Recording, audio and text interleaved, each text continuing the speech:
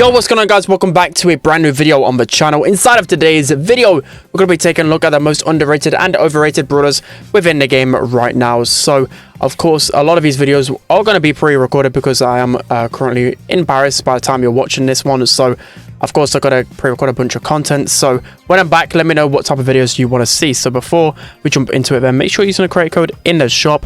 That'd be greatly appreciated. And without further ado, let's jump right into it. Alright, guys, jumping into one of the most underrated brawlers within the game right now, we have Nani. Unfortunately, we've got like the worst two brawlers on our team, but Nani right now is making an amazing comeback in the competitive meta. Been seeing Nani a lot in scrims right now, maybe not on the maps, which of course she hasn't really always been good in, you know, like the short range Brawl maps, for example. She's just really back into the more long range meta. So these are going to be game modes like Knockout, for example, like the one I'm playing. You know, she's actually getting a really good use rate there, so that is pretty good. I'm gonna miss that peep, and it doesn't really matter because we're gonna lose this round somehow. We're against a Jackie. I'm pretty down bad, but I've cycled my peep again, so that's why Nani is so good. It only takes 6 hits to get your super, whether that can be just 2 normal pieces of ammo, so that is really good. You know, in a game mode like Knockout, getting your ammo that much quicker, you know, only 1 less shot doesn't seem like a lot, but it just allows you to cycle your heads much quicker. It is beautiful. You basically got a peep through every single round, which really does matter in a game mode like Knockout. So we're going to be able to get another takedown with our peeps. So just showing like how strong Nani can be. Of course, she's making a little bit of a comeback as well on some maps as well, like Safe Zone, for example. Bridge Too Far, she's a really good brawler. And Bounty, of course, Shooting Star, Layer Cake, I've actually been seeing her use a lot, but Knockout is the main one. Knockout is where Nani's been used quite a fair bit because there are a lot of sharpshooter type brawlers, you know, Piper, Belle, all of those long range brawlers, you know, E, for example, and there's not really a lot of aggression. Of course, Nani really suffers against those aggressive brawlers, so I've still got 3 gadgets left to use. Unfortunately, my teammates are just literally dying and doing nothing, so it's going to be pretty hard for us to really win this one.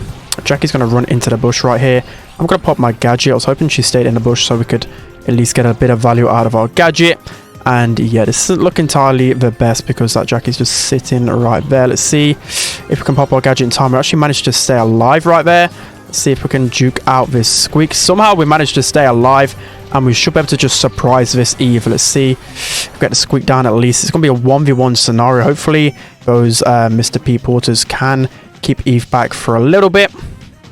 And you know what, I'm going to use my peep. I know it may not be the best timing completely, but I should be able to push Eve into myself and get the kill. So that's just a fantastic way to show off how Nani is so underrated right now.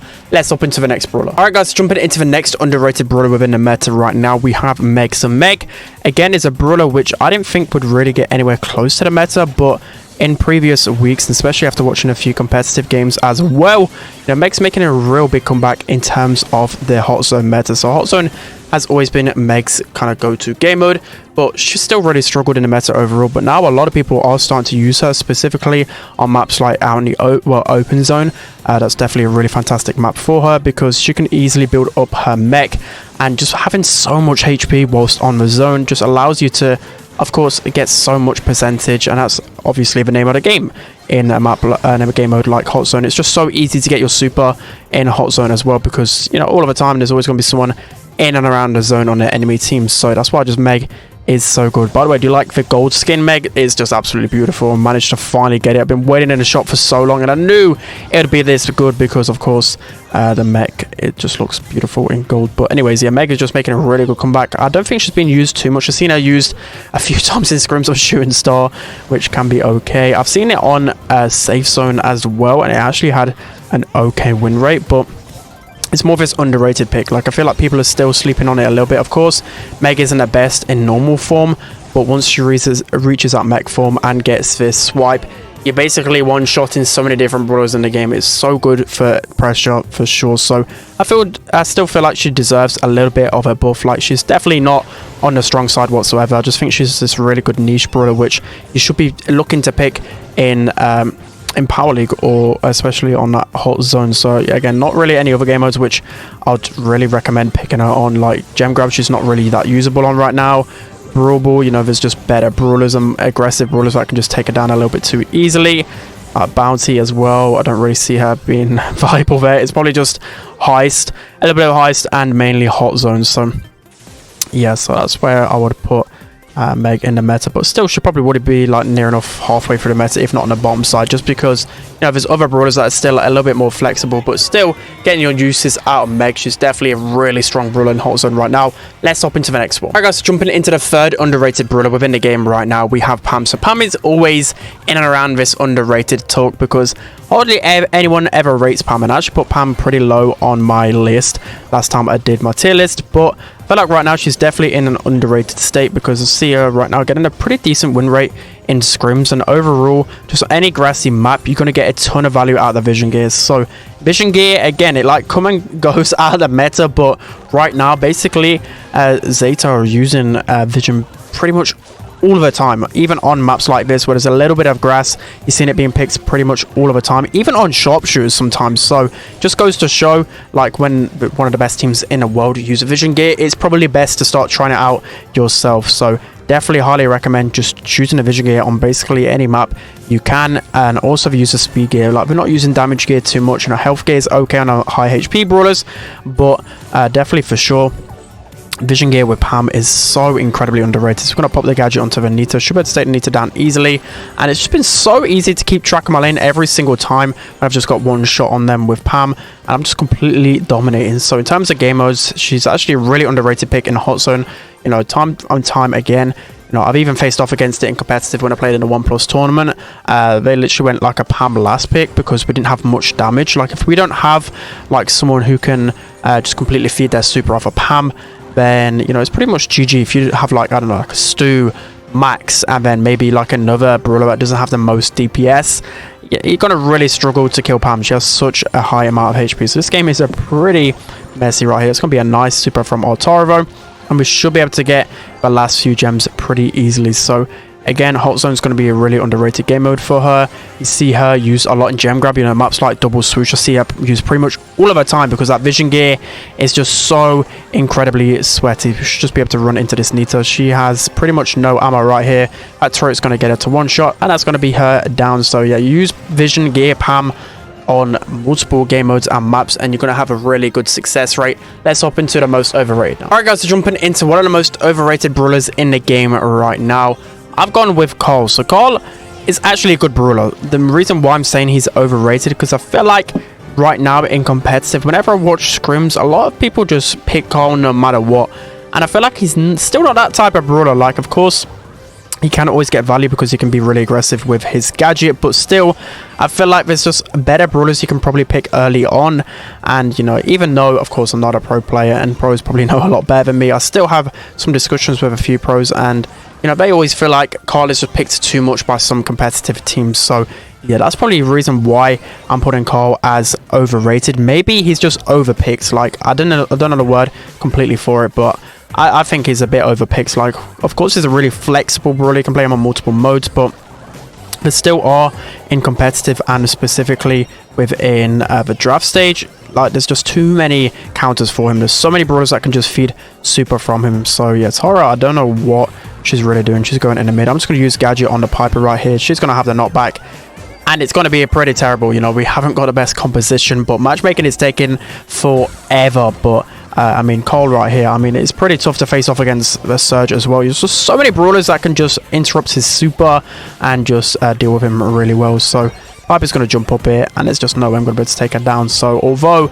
that game not really showing that he's overrated just because my teammates were just terrible and the enemy team was really high, I just think he gets picked a little bit too much in Power League. But let's hop into the next overrated. Alright guys, jumping into this second most overrated brawler within the game right now, we have Bo. So Bo, again, is a brawler that is perceived to be like a pretty flexible brawler overall, but I just feel like within Power League, well, you guys, if you've watched my second channel, you'll know 100% I think this brawler is extremely overrated. Like, it can be good in some circumstances, like if you're a good aggressive Bo, or like maybe like a really passive Bo on like knockout, it can work out sometimes. But I just feel as time goes on, Bo, specifically in a 1v1 scenario, he just is overrated, especially in Power League. Like I said, like, people just pick Bo pretty much every single time, maybe because they powered him up some time ago and it's one of their early Power 11 brawlers, but there's just so many other brawlers that just overpower him way too much. I think you can still get a lot of value out of him in like hot zone, for example, because of course the opponents have to run towards the zone and then obviously spend time taking out his mines, then they may trip over the odd one, and then you're able to get some control back. That's probably the only mode I really like say that Bo's an okay pick on. Like I'm okay if the teammate picks a Bo, but everywhere else I just don't think he's the best.